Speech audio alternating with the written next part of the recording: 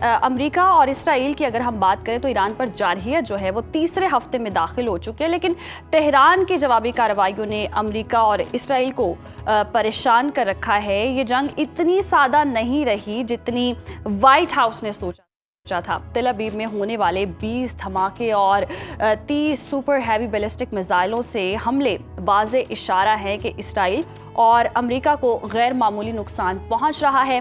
امریکی وزیر دفاع پیٹ ہیگزٹ کی اگر ہم بات کریں تو وہ میڈیا پر جھنجھلاہٹ کا شکار ہیں، اور ان کی جھنجھلاہٹ بتا بھی رہی ہے کہ امریکی انتظامیہ اس وقت شدید دباؤ میں ہے، کیونکہ نہ تو تیل کی قیمتیں قابو میں آ رہی ہیں اور نہ ہی ایرانی مزاحمت جو ہے وہ دم توڑ رہی ہے۔ امریکہ نے ایران کے جزیرہ خارق پر موجود تمام فوجی اہداف کو مکمل طور پر ختم کرنے کا دعویٰ کیا ہے۔ اسرائیل اور امریکی اہداف کے خلاف آپریشن وعدہ صادق 4 کی 48ویں لہر میں ایران کا یہ دعویٰ ہے کہ صہیونی حکومت کی فضائی حدود کا قابل ذکر حصہ اب ایران کے کنٹرول میں ہے، اور صورتحال اتنی پیچیدہ ہو چکی ہے کہ اب امریکی مشیر خود ٹرمپ کو فتح کا اعلان کر کے نکلنے کا مشورہ دے رہے ہیں۔ اور کیا جاپان جیسے اتحادیوں کا پیچھے ہٹ جانا امریکہ کی عالمی تنہائی کا آغاز ہے؟ سوال یہ کہ امریکہ کے پاس اب کیا آپشنز باقی ہیں؟ ان تمام سوالات پر بات کر لیتے ہیں۔ آج ہمارے ساتھ موجود ہیں، ہمیں جوائن کیا ہے ممتاز ماہر دفاعی امور تحریک جوانان پاکستان عبداللہ حمید گل صاحب نے۔ عبداللہ صاحب، آپ کو خوش آمدید کہتے ہیں صدائے رمضان میں۔ سر، ایران کے خلاف امریکہ اور اسرائیل کی جارحیت اب تیسرے ہفتے میں داخل ہو گئی ہے۔ ایران کا یہ دعویٰ کہ انہوں نے اسرائیل کا ایرو اسپیس مانیٹرنگ سسٹم مفلوج کر دیا، ایک دفاعی ماہر کی نظر میں کیا بغیر فضائی برتری کے کوئی ملک اسرائیل جیسے جدید دفاعی نظام کو ہیک یا تباہ کر سکتا ہے؟ بسم اللہ الرحمن الرحیم، بہت بہت شکریہ۔ صدائے رمضان کے اندر آپ نے مجھے مدعو کیا اور یہ صدا سنوں نے لگائی ہے۔ میں سمجھتا ہوں یہ بڑا اچھا کردار ہے آپ لوگوں کا۔ دیکھیں، جہاں تک تعلق ہے، پہلے دن ہی امریکہ کا یہ دعویٰ تھا اسرائیل کا کہ ہم نے ایران کا تمام مواصلاتی نظام، خاص طور پہ ان کے جو ریڈار سسٹم تھے، ان کو ختم کر دیا۔ دیکھنے کی بات یہ ہے کہ اگر یہ سارا ختم ہو گیا ہے تو پھر یہ جو سارے سوالات جنم لے رہے ہیں، جس کے اندر بالکل تاک کے نشانے مارنا، اسرائیل کے اندر جو کارروائیاں، امریکن بیسز کو نشانہ کرنا اور امریکن ایمبیسیوں کو ٹارگٹ کرنا، یہ ایک بڑا ہی میرے خیال میں ایک ایسا عمل ہے جس کو آپ یہ نہیں کہہ سکتے کہ یہ بغیر مواصلاتی نظام کے ممکن ہے۔ دیکھنا یہ ہے کہ اگر ایران کا نظام مواصلاتی ختم ہو گیا تو پھر کیا کہیں روس اور چین ان کو یہ مواصلاتی ذرائع فراہم کر رہے ہیں؟ کیونکہ صدر پیوٹن کے حوالے سے آپ نے دیکھا، ڈونلڈ ٹرمپ نے یہ بات کہی کہ جناب صدر پیوٹن کہیں نہ کہیں اس کے اندر انوالوڈ ہیں اور وہ کہیں معاونت کر رہے ہیں۔ یہی وجہ ہے کہ ان کو ایک سیاسی رشوت بھی دی گئی ہے، جس کے اندر تیل کے اوپر جو پابندیاں امریکہ نے لگائی تھیں ان کو نرم کیا گیا۔ اسی طرح سے 30 دن کے لیے بھارت کو بھی روس سے تیل خریدنے کا اجازت نامہ دے دیا گیا ہے۔ تو یہ تمام باتیں لگ رہا یہ ہے کہ یہ معاملات اتنے آسان نہیں ہیں بلکہ انتہائی پیچیدہ ہیں۔ اس لیے جو ایران کے پاس مواصلاتی نظام ہے، ان کے پاس آلٹرنیٹ نظام موجود ہیں، کیونکہ یہ ممکن نہیں ہے کہ جس طریقے سے تیل کے جہازوں کو بھی نشانہ بنایا گیا، 3 جہازوں کے اوپر باقاعدہ حملہ کیا گیا اور ان کو ابنائے ہرمز میں تباہ کر دیا گیا۔ یہ بات اس بات کی غمازی کرتے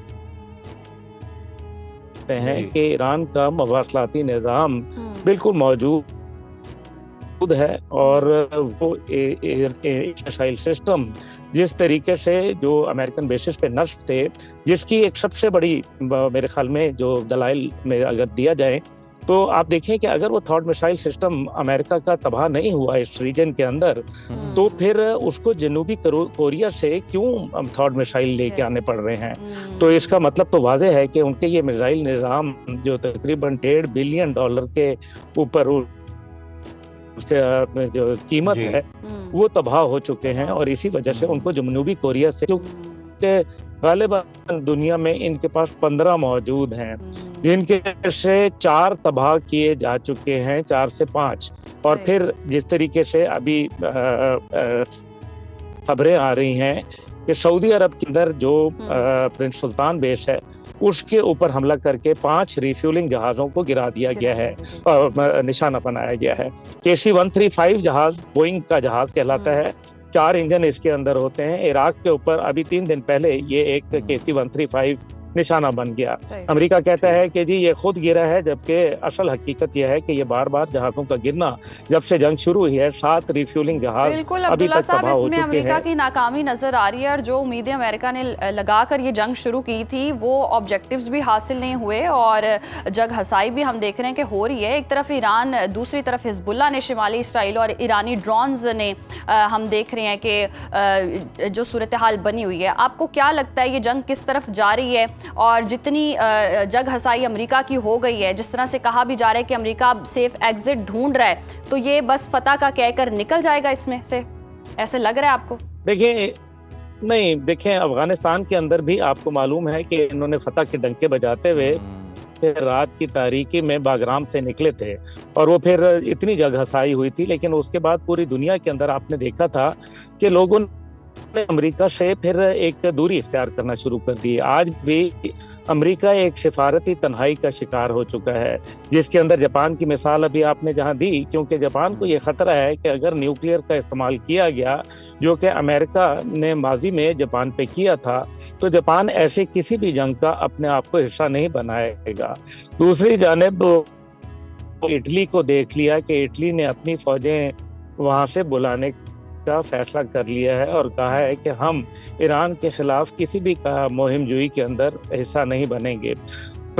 जो स्पेन, उसने अपना सफीर इजराइल से बुला लिया है और अमेरिका के साथ पहले ही उनके बड़े, मेरे ख्याल में 36 का आंकड़ा चल रहा है। तो यूरोप के 2 बड़े मुल्क जो इस टाइम पे मौजूद हैं, उन्होंने तो अमेरिका से सिफारती तन्हाई के हवाले से काम कर लिया है। अब अमेरिका जो है वो तन्हा रह चुका है और तौर पे अगर आपने जो को क्रिटिसाइज कर रहा है और मीडिया को मुहिब्बे वतन होना चाहिए, और जो उनके जॉइंट चीफ हैं डैन, उन्होंने भी ये बात कही है कि मीडिया झूठ बोलता है। अगर वो मीडिया झूठ बोल रहा है तो ये बताएं कि डोनाल्ड ट्रंप ने भी जो झूठ बोला मीनाब के ऊपर, CNN ने खुद उसको।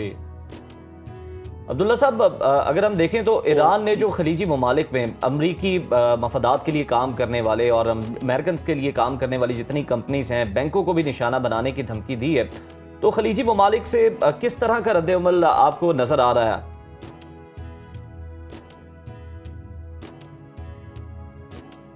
अब्दुल्ला साहब देखिए, मैं गुजारिश जो पिछले वो कर रहा था वो यही कह रहा था कि लगता यह है कि अमेरिकन एस्टेब्लिशमेंट में और व्हाइट हाउस में एक बहुत बड़ा गैप आ चुका है, क्योंकि व्हाइट हाउस इस टाइम पे जंग का हामी है, जबकि खुद पेंटागन ट्रंप के झूठों को आश्कार कर रहा है और बता रहा है मिनाब के ऊपर हमले उन्होंने किए हैं। तो ये तो बड़ा वादे नजर आ रहा है कि एस्टेब्लिशमेंट अमेरिका की व्हाइट हाउस को सपोर्ट नहीं कर रही। अब जो आपने ये सवाल किया कि देखें, जो खलीजी ममालिक हैं उनके तो पहले ही मुआशी सतह पर बहुत ज्यादा नुकसान हो चुका है, बिलियंस ऑफ डॉलर का नुकसान ऑलरेडी उनको हो चुका है, और जो आने वाले वक्त के अंदर मेरे ख्याल में ये नुकसान कहीं उनके रिजीम चेंज के अंदर ना तब्दील हो जाए, क्योंकि वहाँ के लोग ये देख रहे हैं कि अमेरिका के साथ जो यारी है वो इंतहाई महंगी पड़ गई है और उससे उनकी सालमियत खतरे में आ गई है। बिल्कुल, सालमियत खतरे में पड़ गई है और अब वो अपनी हिफाजत के लिए दूसरे और जो है वो इत्तेहादी उनको तलाश कर रहे हैं अमेरिका से हटके। बहुत शुक्रिया अब्दुल्ला हमीद गुल साहब आपके वक्त का।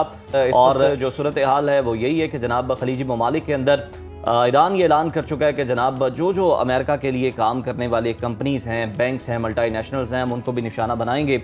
और खलीजी ममालिक जो हैं वो ऑलरेडी बहुत ज़्यादा सफ़र कर चुके हैं और कह भी चुके हैं कि रेड लाइन जो है क्रॉस हो चुकी है, अब जवाब दिया जाएगा।